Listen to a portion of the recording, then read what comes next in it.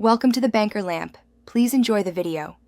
In this video, I will show you how to make delicious homemade enchilada sauce, step by step. Forget the canned stuff. This recipe is simple and uses ingredients you likely already have. We'll start by gathering our essential components to build a flavorful foundation for your sauce. This recipe yields about 1.5 to 2 cups of rich, savory sauce, perfect for your next meal. Our first step is to create the roux, which is the thickening agent for our sauce. Begin by heating your chosen oil in a small saucepan over medium heat. Once warm, whisk in the all-purpose flour continuously for about 1 minute.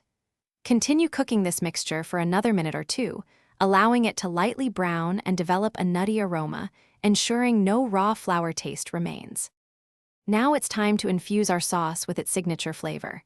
Add about 1/4 cup of chili powder, along with half a teaspoon each of garlic powder, cumin, and oregano to your roux. Whisk these spices for about 30 seconds to toast them. Then, gradually pour in 2 cups of chicken or vegetable broth, whisking constantly to ensure a smooth consistency without any lumps. Bring the sauce to a gentle simmer. To finish our homemade enchilada sauce, reduce the heat to medium-low and let it simmer for about 10 to 15 minutes. This allows the flavors to meld and the sauce to thicken beautifully. Remember to stir occasionally to prevent any sticking.